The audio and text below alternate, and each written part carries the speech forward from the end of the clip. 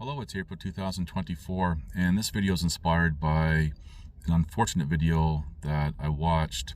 It was an interview with an Australian woman, and it is very cringe to watch.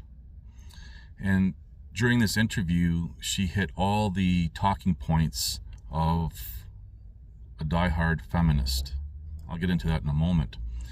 But really all this ties into with things that I've been saying for many, many years. For example, most may wake up to one or several things only to slumber in something else while slumbering in everything else. And this applies to any topic. And I've also talked about over the many years social justice movements and things of that nature. And what's interesting is this woman created an app, a woman's only app, and just trying to think how to wordcraft this. Individuals who think that they are the opposite biology wanted to join, and she booted them out of the app, and now there's a lawsuit and she's going through all that. Now the irony with feminism and having exclusivity just for women, safe places for women, is women want to be part of, as a descriptive, the social network overall throughout history in the workforce, but now they want to be segregated. However, there are no such places for men only, because that's classified discrimination. So there's a double standard there. And if we're going to start having women wanting to be segregated from men, then perhaps that should apply to the workforce and all aspects of society. And we do see cultures that embrace that. Now, I'm not stating right or wrong either way on anybody's side. I'm presenting this neutral, but something to think about. But going back to her story, her interview, how she was complaining about men trying to get into her group, and apparently all these men who think differently than normal men had ganged up on her and basically shut her down and are suing her. And what the irony to all this, what is being done to her is what the feminist movement that she belongs to does to men. There's a bit of irony there, how there's like 1% of the population of men who adhere to this, whatever you want to call it, are basically doing what she and her group are doing to men. But it was really cringe to listen to how the whole victimhood thing was being played out by her. Now, there's a big issue with, for example, with sports and how these men are competing in sports for women and dominating and everything else. And she kind of brings that into it as well, her argument. I'm not condoning what is happening to women's sports. There's a reason why there's 2 divisions, not even 3 divisions. Maybe there should be or whatever, but it was really hard to listen to her talk, because what she's saying, again, most people, normal people, would agree that, you know, this whole movement of people who think that they're the other biology are starting to impose. And yeah, it's, the whole world's gone upside down, backwards. And you're reading the comment section and even other, watching other content and so forth, how people are talking about, for example, elected officials, perceived elected officials, making changes or causing issues and so forth. What people don't realize, one, no matter who you vote for, the government's always in power. And two, the democratic ideology has infiltrated everyone. Liberal ideologies have infected even the most conservative minds, and they don't even know it.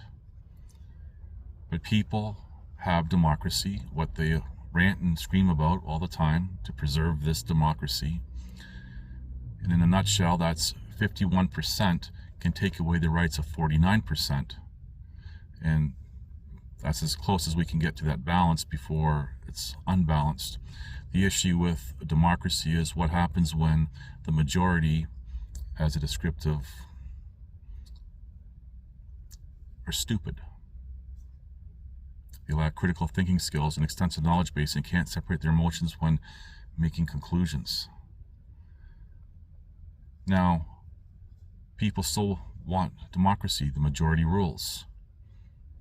People can't wrap their head around, well, why are we experiencing, for example, what this woman's experiencing, what men are experiencing from feminism and all this other stuff, because the majority rules. And one of the key elements to democracy is what's called elected officials. We have people who are perceived elected officials by the majority to speak for them. The issue now is that individual or that political party now has the power. And do they reflect the majority? Well, just look around in the world. And people are looking for a political figure or someone to save the day.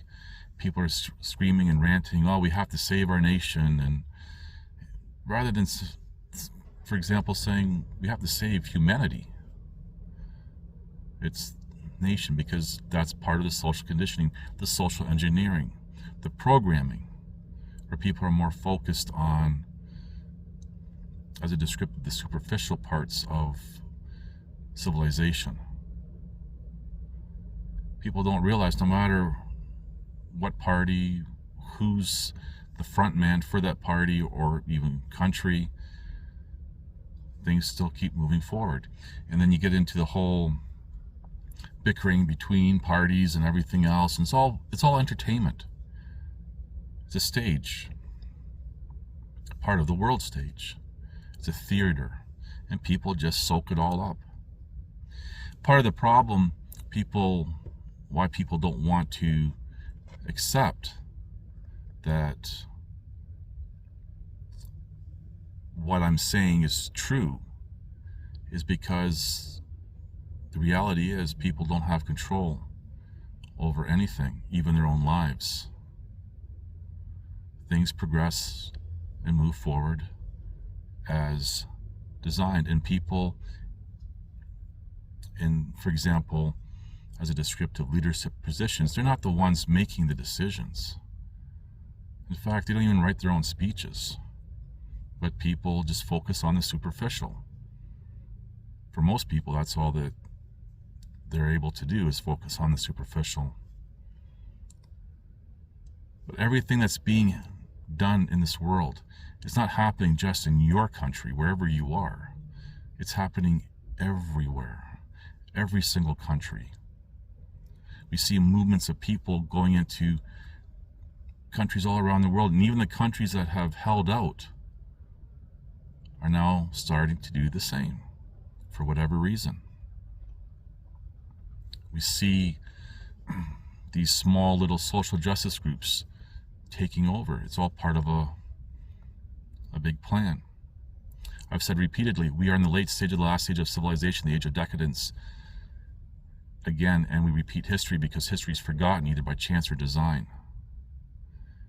And the civilization is coming to its end. So floodgates are open, and whether it be perversions or whatever, everything is just now at that stage of where we're at. But going back to now, tying this all together, going back to this Australian woman, it's very easy to say, yes, what she's saying is true and she's fighting a good cause, but another cause that she supports is just as toxic to civilization. And then you can say, well, the enemy of my enemy becomes my friend, but then the conflicts continue regardless of the outcome of one as a descriptive battle. Anyway, just things to think about. Thank you for watching. Please like, subscribe, comment, and share.